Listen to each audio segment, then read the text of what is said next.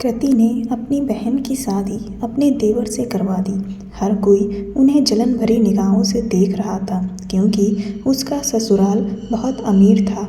अगली सुबह वो अपनी बहन को नाश्ते के लिए बुलाने कमरे में जाने लगी तो देवर ने उसे रोक लिया। बोला, भाभी कुछ देर मेरी पत्नी को सोने दीजिए क्योंकि उसकी नींद खराब हो जाएगी। अपने देवर की बात सुनकर कृति बहुत खुश हुई कि वो उसकी बहन का इतना ख्याल रख रहा है। लेकिन जब उसकी बहन 4 दिन कमरे से बाहर नहीं निकली तो वो घबरा गई और जल्दी से अपनी बहन के कमरे में गई। वहाँ के मंजर को देख उसके पांव तले से जमीन निकल गई क्योंकि वहाँ पर तो आज का मौसम खुशनुमा था।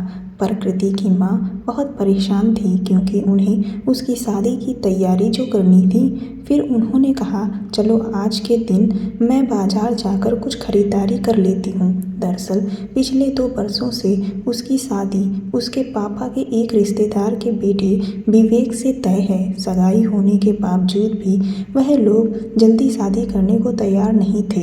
कोई ना कोई बहाना करके टाल देते।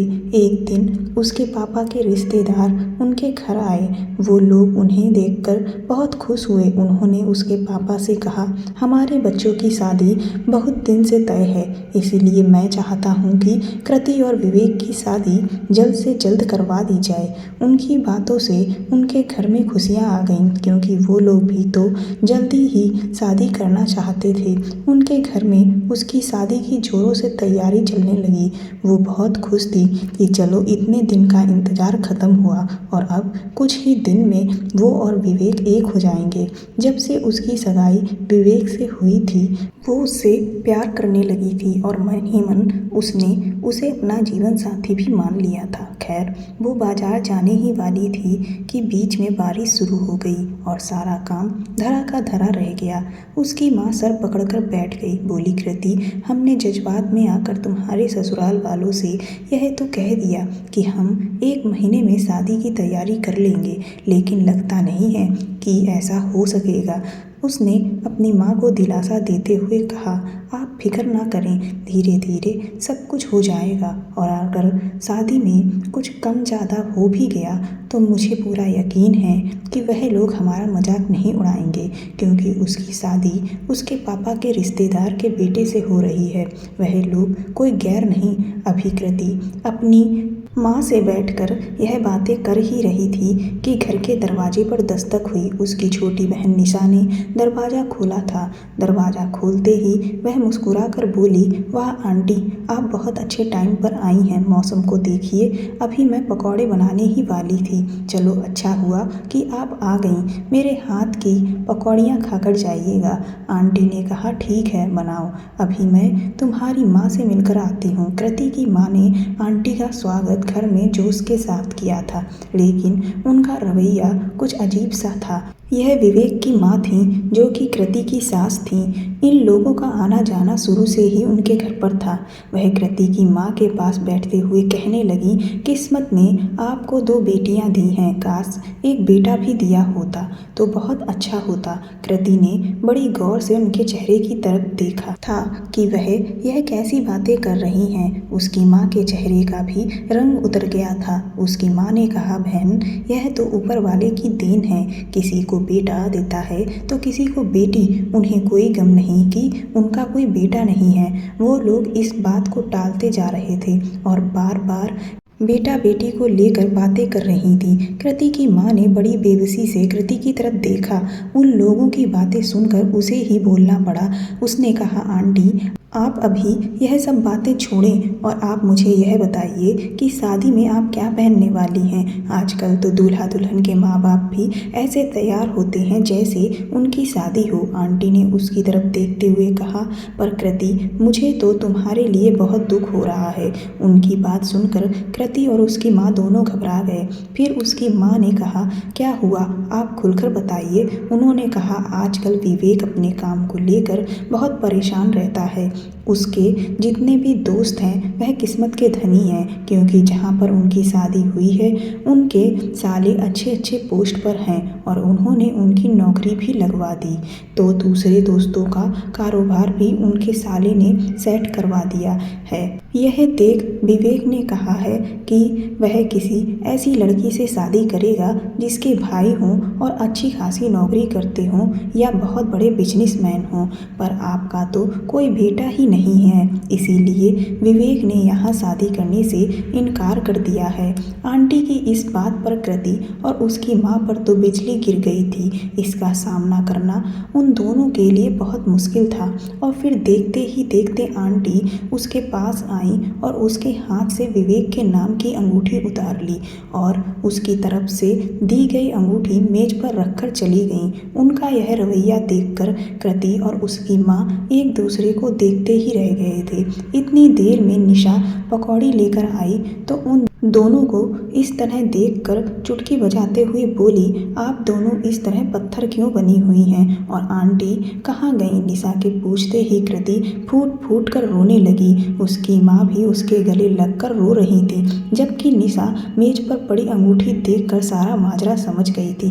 पापा जब घर आए तो उनका भी ये सुनकर बुरा हाल हो गया। वह कुछ दिन बहुत दुखी रहे और फिर कृति की माँ से बोले, अब जो होना था सो हो गया, अब मैं अपनी बेटी और तुम्हें ज़्यादा दुखी नहीं देख सकता। इससे बेहतर यही होगा कि हम कृति की शादी की बात किसी और जगह करते हैं। उसकी माँ बहुत परेशान थी। वह पापा से कहने लगी, अगर लड़की का एक रिश्ता टूट जाए तो दूसरा रिश्ता इतनी आसानी से नहीं मिलता। लोग तरह तरह की बातें करते हैं कि पहले रिश्ता क्यों टूटा, जरूर लड़की में ही कोई कमी होगी। उसके पापा बोले, तुम अपना दिल छोटा मत करो। कृति के पापा ने उसके लिए रिश्ता ढूंढना शुरू कर दिया था। कुछ ही दिन बाद एक बहुत अच्छा रिश्ता उन्हें मिल भी गया। उसकी माँ ने उसे बताया कि वह लोग बहुत अच्छे हैं और पैसे वाले भी हैं, मगर उसे उन लोगों में कोई दिलचस्पी नहीं थी और उसके पापा जोर शोर से शादी की तैयारियां करने लगे थे, क्योंकि वह लोग चाहते थे कि उसकी शादी उसी तारीख पर हो जिस तारीख पर विवेक के साथ तय थी और उसकी शादी उसी डेट पर मोहित के साथ करवा दी गई। शादी के बाद दुल्हन बन वो मोहित के घर चली आई। उसे इस रिश्ते की कोई खुशी नहीं थी। सच कहें तो उसने अपने पति की तस्वीर भी नहीं देखी थी। शादी होने तक उसने अपना सर झुका कर ही रखा था और उसकी शादी बहुत सादगी से हुई थी। जयमाला का तो कोई सिस्टम ही नहीं था, क्योंकि यह सब कृति ने ही मना कर दिया था। इसीलिए उसे मालूम भी नहीं था कि उसका पति दिखता कैसा है। शादी की रात उसके पति ने जब उसका घूंघट उठाया तो पहली बार उसने उसे देखा था। वह बहुत ही खूबसूरत था और उसे देखते ही मुस्कुराने लगा और मुस्कुराते हुए बोला, कृति तुम तो बहुत ही खूबसूरत हो। उसकी बात पर वो बेमन से हल्का सा मुस्कुराई। तभी वह उसका हाथ पकड़ते हुए बोला, तुम अपने मंगेतर से बहुत प्यार करती थी क्या? उसने हैरत भरी निगाहों से मोहित की तरफ देखा। फिर उसने कहा, उसने तुम्हें छोड़ क्यों दिया? तुम में कोई बुराई थी क्या या गैर लड़कों से तुम्हारी दोस्ती थी? वो मोहित की बातें सुनकर फूट फूट कर रोने लगी और गुस्से में बोली, नहीं था मेरा रिश्ता किसी और के साथ और ना ही मुझ में किसी किस्म की बुराई थी। विवेक की आंखों में लालच की पट्टी बंधी थी। वह चाहता था कि उसकी शादी किसी ऐसे घराने में हो कि लड़की के मायके वाले उसका बिजनेस सेट करवा कर दें, पर हम इतना कहाँ कर सकते थे। मोहित ने उसके आंसू पोंछते हुए कहा, मुझे तुम पर पूरा विश्वास है। तुम्हारे चेहरे की मासूमियत ही बता रही है कि तुम एक शरीफ और अच्छी लड़की हो। मोहित की बातें सुनकर उसका मूड इस कदर खराब हो चुका था कि उसके बार बार मनाने पर भी वो उससे बात करने को राजी नहीं हुई थी। फिर उसने सर दर्द का बहाना किया और सोने के लिए लेट गई। उसे यही बात सता रही थी कि क्या सारी जिंदगी वो अपने पति के ताने ताने सुनती रहेगी। पर सुबह जब वो सोकर उठी तो उसकी सास उसे देखकर बहुत खुश हुई। वह उसके साथ ऐसा बर्ताव कर रही थी जैसे कि वो कोई राजकुमारी हो, और यही बर्ताव उसके पति मोहित का भी था कि वो जहाँ पाँव रख दे वह वहाँ अपनी हथेली रखने को तैयार था। यह सब देखकर उसके दिल को जरा तसल्ली हुई थी। उसका एक देवर था, वह भी बहुत अच्छा लड़का था। भाभी भाभी कृति से कहते नहीं थकता था। फिर अगले 2-3 दिन बाद कृति के माँ बाप उससे मिलने आए। उसकी सास ने उनका भी बहुत अच्छे से स्वागत किया था। फिर कुछ देर बाद कृति की माँ ने कहा, कृति मुझे अपना कमरा तो दिखाओ।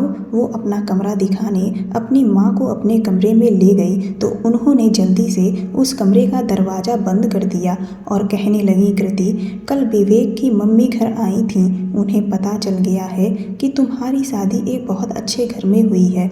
यह खबर सुनकर तो वह अपने होश खो बैठी हैं। कहने लगी, विवेक की बेवकूफ़ी की वजह से हमें अपना रिश्ता खराब नहीं करना चाहिए। उनकी ख्वाहिश है कि कृति की ना सही पर हम निशा की शादी विवेक से करवा दें। तुम तो उन्हें अच्छी तरीके से जानती हो कि वह यह सब लालच में आकर कर रही हैं। मैंने उन्हें बेइज्जत करके घर से निकाल दिया। बाकी के रिश्तेदार और मोहल्ले वालों का भी यही हाल है।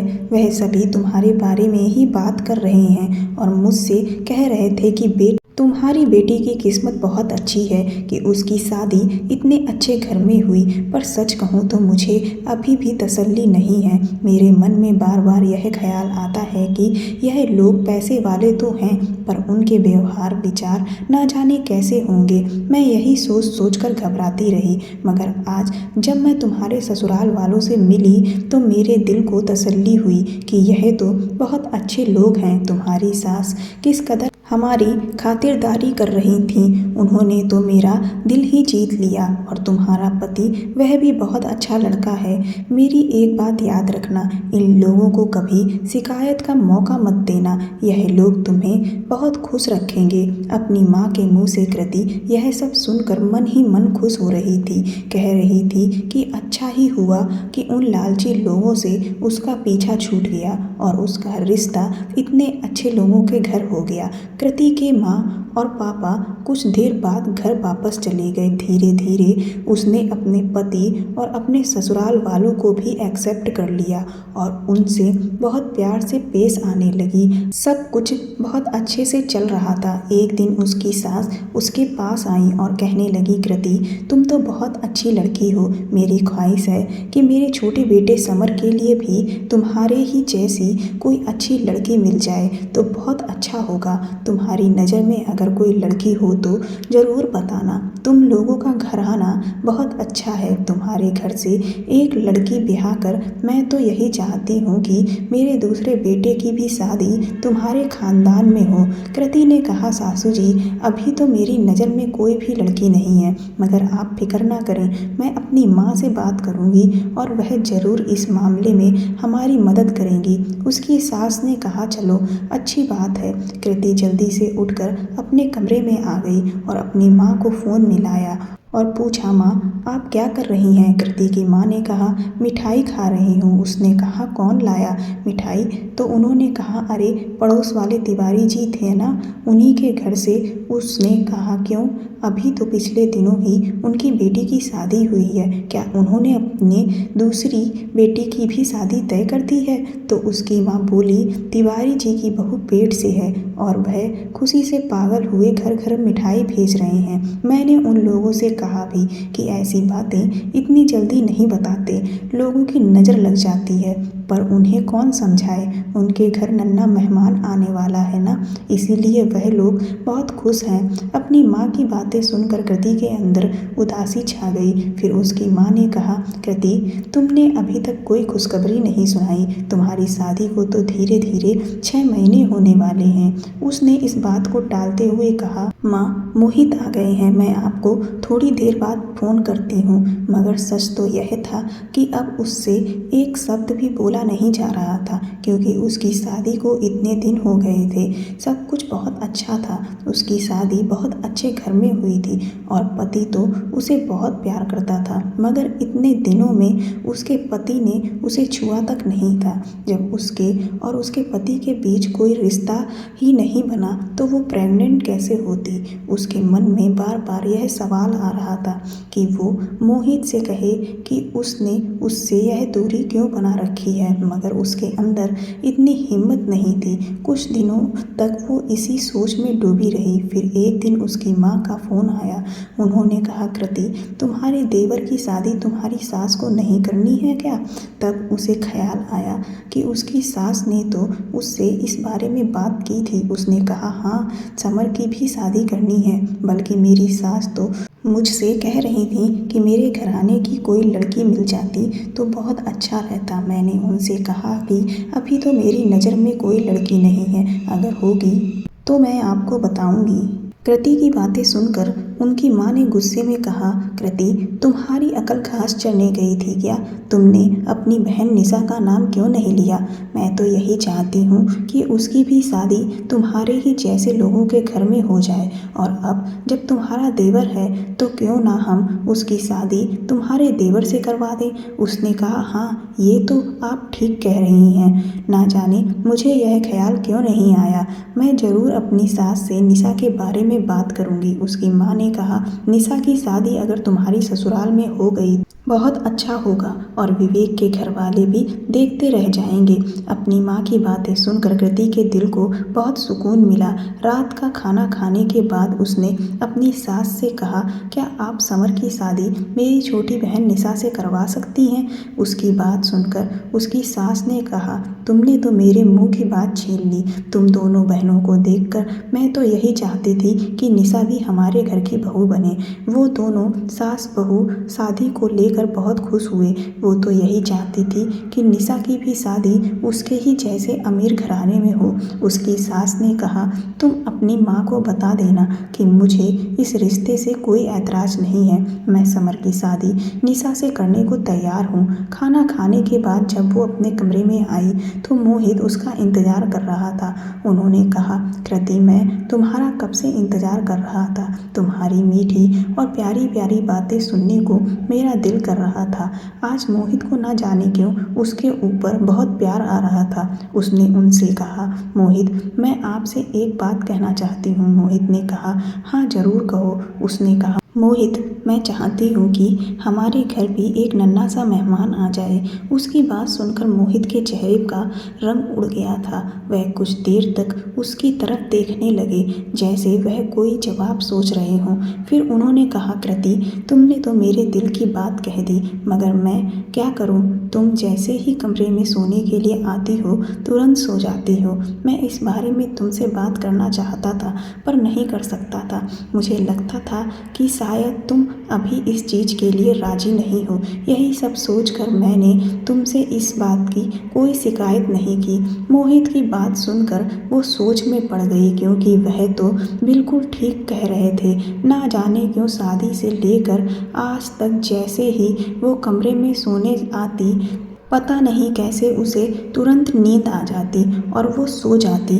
आज भी उसकी आंखें नींद से बोझिल हो रही थी और वो दोनों पति पत्नी की बातें अधूरी रह गईं। सुबह जब वो सोकर उठी तो उसने देखा मोहित ऑफिस के लिए तैयार हो रहे थे। वो जल्दी से उठकर बैठ गई और मोहित का हाथ पकड़ते हुए बोली, मोहित, मुझे माफ़ कर दीजिए। हमारी शादी को इतने दिन होने वाले हैं और हम अभी तक एक दूसरे से दूर हैं। आप कभी भी अपने दिल में यह बात मत रखिएगा कि मैं अभी तक अपने पहले मंगेतर को भूल नहीं पाई और इसीलिए आपसे यह दूरी बना रखी है। ऐसा कुछ नहीं है। आपके प्यार ने मुझे बहुत कुछ भुलाने पर मजबूर कर दिया है और मैं उसे कब का भूल चुकी हूँ। उसकी बात सुनकर मोहित ने कहा, तुम चिंता मत करो, मुझे तुम पर पूरा विश्वास है और तुम्हारे दिल में ऐसी कोई बात नहीं है। यही कहकर मोहित कमरे से बाहर निकल गए। कुछ ही देर में उसके देवर समर और मोहित दोनों ऑफिस चले गए। दोपहर के वक्त कृति की माँ और पापा मिठाई लेकर उसके घर आए। उसकी सास ने उनका स्वागत किया और उस दिन उसकी छोटी बहन निशा की शादी उसके देवर से तय हो गई। उसकी सास ने उसकी माँ से कहा, बहन जी, मेरे पास सब कुछ है, मुझे आपसे दहेज में कुछ भी नहीं चाहिए। आप दो जोड़ी में अपनी बेटी को मेरे घर विदा कर दीजिएगा। यह बात सुनकर कृति और उसके घर वाले बहुत खुश हुए थे। उसकी सास ने कहा, मैं चाहती हूँ कि इस रिश्ते में ज़्यादा देरी ना हो और जल्द से जल्द निशा की शादी समर से करवा दी जाए। उसे लगा उसके माँ पापा कहेंगे कि वो इतनी जल्दी तैयारी नहीं कर पाएंगे, मगर उसके घर वालों ने भी कह दिया कि ठीक है, हमें आपकी यह शर्त मंजूर है। कृति को अपने माँ पापा की बात सुनकर हैरत तो बहुत हुई थी, लेकिन क्या कर सकती थी, क्योंकि उसका देवर एक अच्छा लड़का था। वह अपने काम से काम रखता था, उसे उसमें कोई बुराई नज़र नहीं आई। इसीलिए उसे इस बात की खुशी थी कि चलो उसकी बहन की शादी एक अच्छे लड़के से हो जाएगी। और धीरे धीरे करके वह दिन आ ही गया जब निशा की शादी उसके देवर समर से हो गई और वह दुल्हन बनकर उसके घर आ गई। निशा को देखकर वो बहुत खुश थी कि वो दोनों बहनें मिलजुल कर साथ रहेंगे। सुबह हुई तो काफ़ी लेट हो गया, पर निशा अपने कमरे से बाहर नहीं आई थी, जबकि उसका देवर तो कब का उठ चुका था। उसने समर से कहा कि निशा को बुला दो, आकर नाश्ता कर ले। समर ने उसकी बात को टालते हुए कहा, भाभी, अभी निशा सो रही है, उसे सोने दीजिए। मैं नहीं चाहता कि उसकी नींद खराब हो। पर जब काफ़ी देर हो गई और निशा कमरे से बाहर नहीं आई तो वो चुपके से उसके कमरे में जाने लगी।